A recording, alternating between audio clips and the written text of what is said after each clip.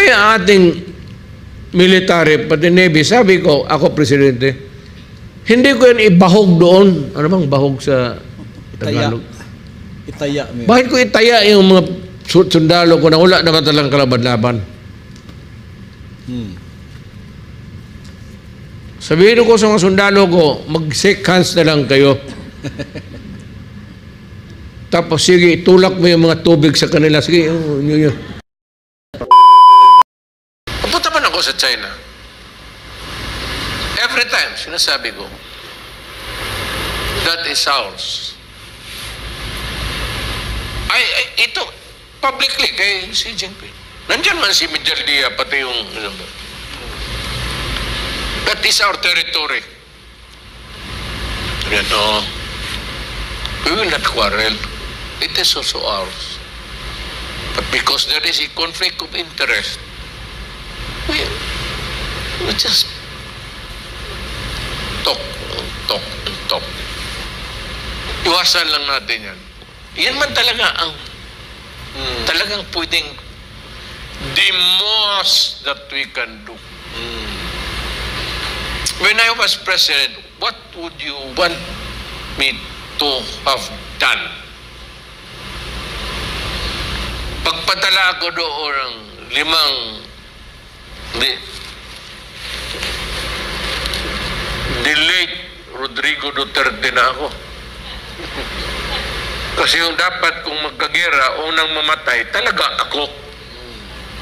Ako yung mag-decide, ako yung unang dapat mamatay. Ako mauna sa impyerno, total, susunod naman kayong lahat. So what's the problem? What's the solution?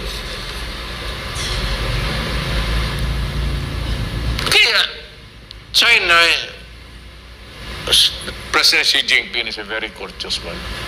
Soft-spoken. Ako, bulgar ang bunganga ko. But he understands. Yung magsabi ako dito na China, he understands. When we meet, he always smiles and say, how are you? As a matter of fact, during last visit ko, nag-tour lang ako sa bakasyon ba? Hindi ako pumupunta ng Europe, hindi ako pumupunta ng Amerika. Hindi na talaga ako pupunta ng Amerika kailanman. Ayaw ko ang Amerikano. Ngayon, papiliin mo ako, sino? President Biden o President Xi Jinping? President Xi Jinping ako. Total, yung West Philippines Sea, wala man talaga tayong magawa. Sabi niya, I will not. Alam mo, sabi talaga ito, narinig ni Justice Mijaldia. Sabi niya, to declare war against the Philippines.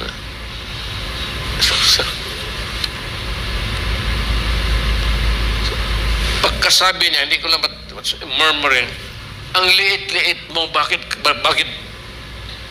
sa Bisaya pa ganito yun.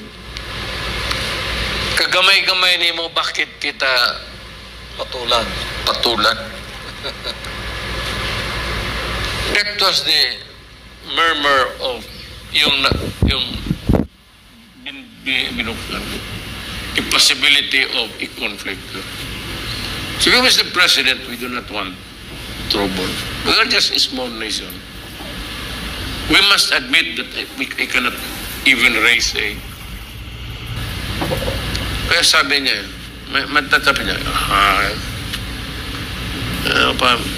almost yan, parang nag-Chinese na nga siya. Lit, bakit patulan kita? Yan talaga sabi ng China. Ibig sabihin, maawa siya kung magkagira tayo kasi alam niya, purpugin niya tayo. Kayong mga Pilipino nagikinig ngayon, boundary lang, tubig lang naman, hayaan mo yan. Bakit tayo maniwala ka ng mga Amerikano insist on Philippines, West Philippines Sea? Karami ng dagat natin, di ibigay na lang. Sige, yun na yan. Ilan to na lang ang dagat ba yan?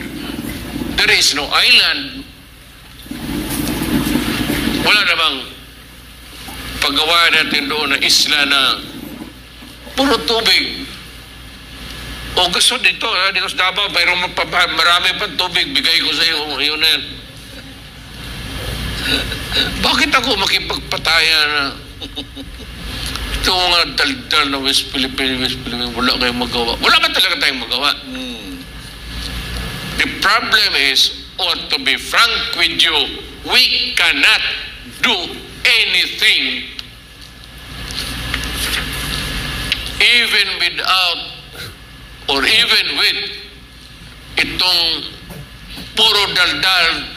What can you do?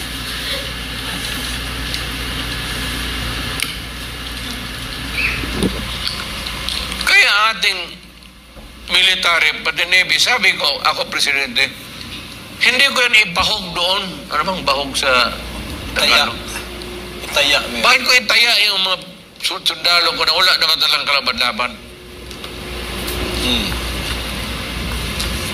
Sabihin ko sa mga sundalo ko, mag-shake hands na lang kayo. Tapos sige, tulak mo yung mga tubig sa kanila. Sige, yun. West Philippine Sea, East Philippine Sea, gusto mo dito sa Pacific, iyon na yan. Bakante man yan. Yung boundary natin, o sige, diyan kayo. Pag-parking kayo, agawin ninyo. Wala, tubig, wala. Huwag lang, sabi ko kay Presidente, kami mga Pilipino, mahirap lang. So, sana maintindihan mo na maraming Pilipino dyan nangingisda. Be kind to us because we are poor.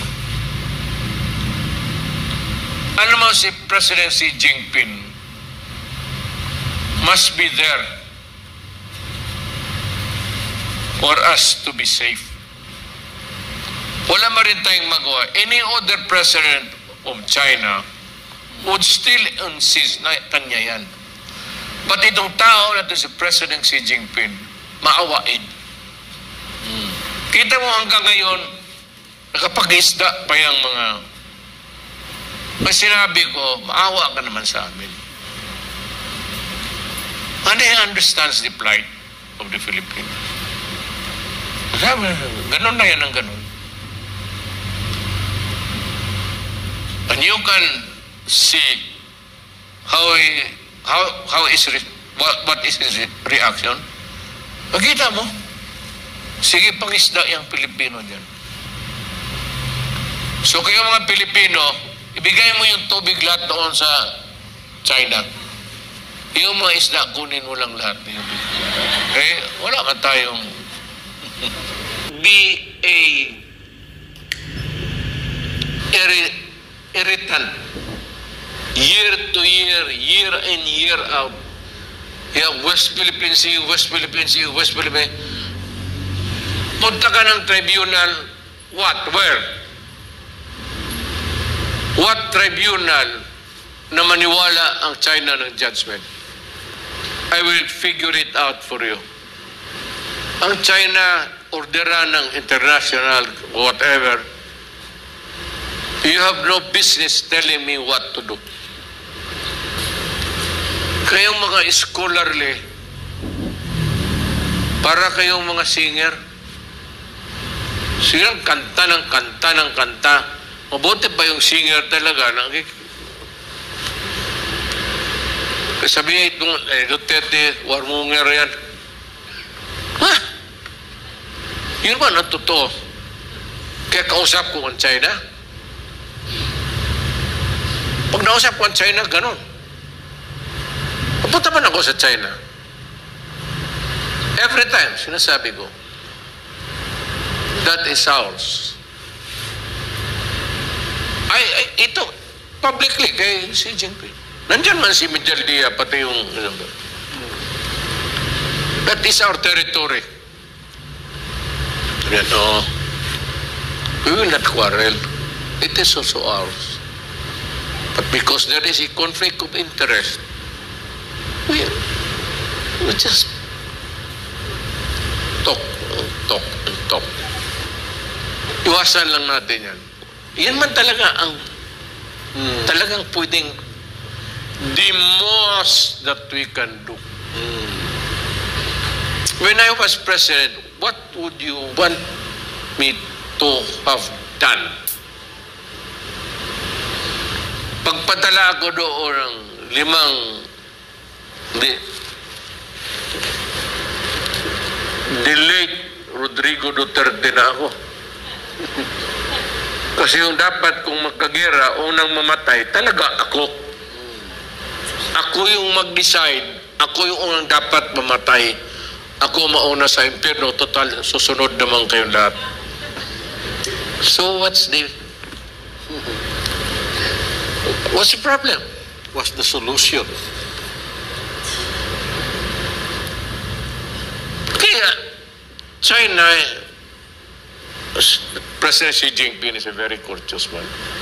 Soft-spoken. Ako, bulgar ang bunganga ko. But he understands. Yung magsabi ako dito na China naman, he understands. When we meet, he always smiles and say, "How are you?" As a matter of fact, during last visit ko, nag-tour lang ako sa bakasyon ba. Hindi ako pumupunta ng Europe, hindi ako pumupunta ng Amerika. Hindi na talaga ako pupunta ng Amerika kailanman. Ayaw ko ang Amerikano. Ngayon, papiliin mo ako, sino? President Biden o President Xi Jinping? President Xi Jinping ako. Total, yung West Philippines Sea, wala man talaga tayong magawa. Sabi niya, I will not. Alam mo, sabi talaga ito, narinig ni Justice Midaldia. Sabi niya, to declare war against the Philippines.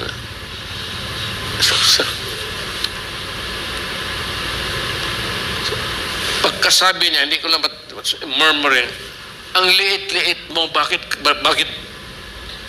sa Bisaya pa ganito yun. Kagamay-gamay ni mo, bakit kita patulan? That was the murmur of yung binuksan ko. The possibility of a conflict. So if we was the president, we do not want trouble. We are just a small nation. We must admit that I cannot even raise a... Kaya sabi niya, matatabi niya, almost parang nag-Chinese na nga siya. Ang liit mo, bakit patulan kita? Yan talaga ang sabi ng China. Ibig sabihin, maawa siya kung magkagira tayo kasi alam niya, pulpugin niya tayo. Kayong mga Pilipino nakikinig ngayon, boundary lang, tubig lang naman, hayaan mo yan. Bakit tayo maniwala kita mga Amerikano insist on West Philippines Sea? Karami ng dagat natin, di ibigay na lang. Sige, iyon na lang yan. Ilan to na lang ang dagat ba yan? There is no island. Wala namang paggawa natin doon na isla na puro tubig. O gusto dito sa Davao, mayroon marami pang tubig, bigay ko sa iyo, yun na yan. Bakit ako makipagpataya na ito mga daldal na West Philippines, wala kayong magawa. Wala ba talaga tayong magawa? The problem is, or to be frank with you, we cannot do anything